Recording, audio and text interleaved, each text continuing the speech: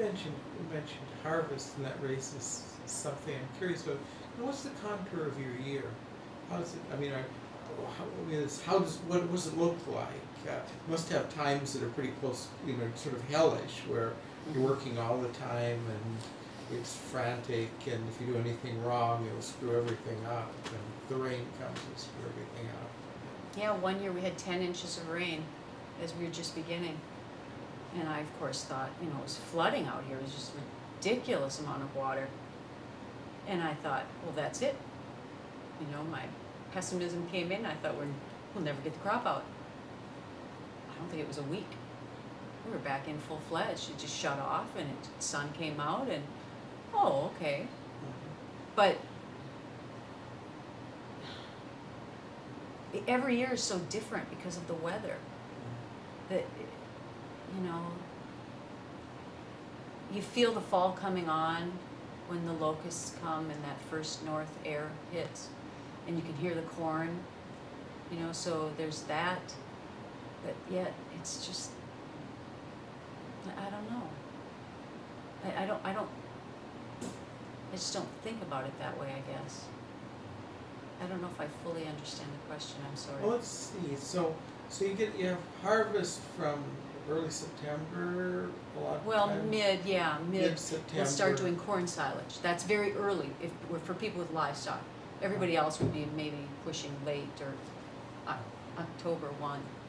I see. So it starts getting really busy. That'd be busy. an average. Well, sort of middle September, and might run to Thanksgiving. That's really busy. And then what's that winter like? I mean, is it just sort of maintenance? Yeah, winter is probably in that way more routine, more quiet. You get up, you feed the cattle, and but the years where it's just nonstop snow dumping, that's where I get really crabby, because all you do is move snow, and all you do is clean yards and haul manure and bed cattle, and that can get to be really drudgery. For people who used to, like my dad grew up on a dairy farm, they didn't hardly leave the county as a kid. You just couldn't go. I mean, the day was so long just getting the cows fed and the milking done, and that's what they did. So you have then... and that lasts all the way to spring, till planting and shipping starts. So when do you buy cattle? We buy cattle in the fall, so they'll come in usually when harvest is starting. So that's a crazy time of year. Oh, so you get the cattle in and the harvest Cattle are starts coming in, same and the time. harvest is usually full blown, and then we're vaccinating when we're not harvesting, and we're getting everybody settled, and then in the spring, about the time planting starts, we're shipping those cattle. And what kind of dates? What are the dates for that? We'll start shipping cattle early April, mid-April, maybe late March even, through April, and then early May. So kind of that month, we'll start sorting off the bigger ones and ship them, and then we'll start planting. And planting runs what kind of dates? Corn, April. You ideally want it all in April, because once May 1 hits, see, people get excited because that your productivity is you're going to lose so much every day after May 1. That you're just going to lose bushel potential. So it'll start as soon as you can get the ground temps to where they need to be in April, and then and when insurance will let you put it in, and so you could collect if it freezes off or something freakish. Then people will go.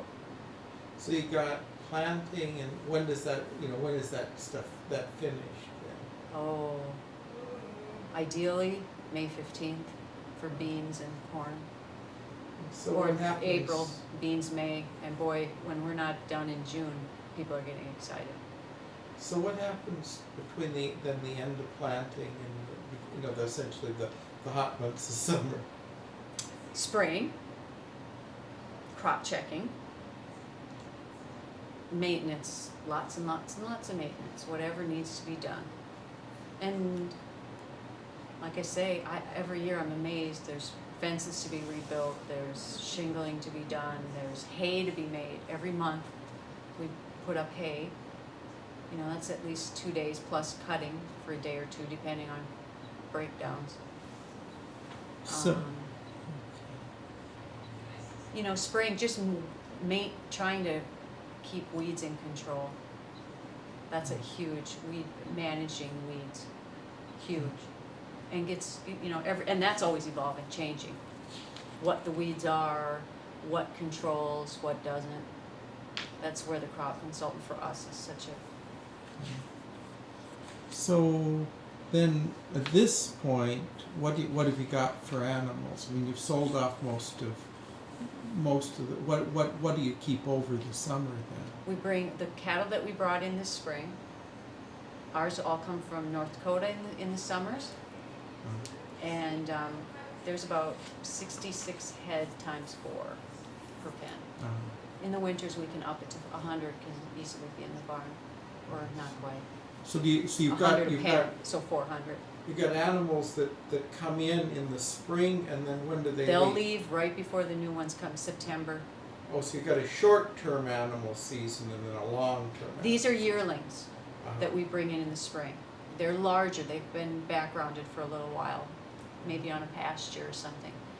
The calves that we get in the fall from the ranches in Montana, they're babes. They're little 300 and 400 pound calves. They come in, and they're just weaned, called weaned calves. They've been weaned and then they ship them. This year they want to ship earlier because they're so dry. Very dry, the pastures out in Montana are, they're back to their dry cycle like we are. So, yeah, you know, if we're, that's our rotation. Everybody's different. Some people are shipping fat cattle right now. You know, large feed yards are always shipping. They're just always bringing in new, but we have a 2-cycle deal. It gives you a year you can kind of count on.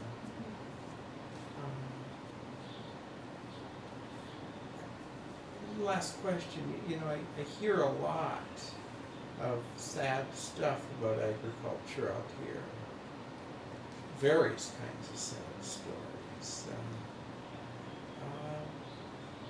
How do things look to you? Do you feel hopeful about You smart have to be. operations like this? There's a lot of people to feed, you know, and the economics drive so much of it, but the reality is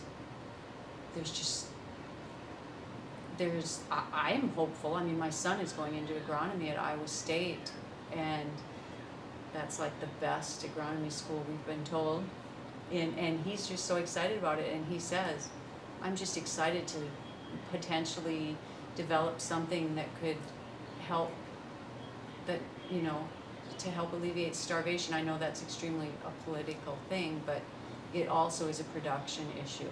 And, you know, we're going into where there's a lot of droughts around the world, and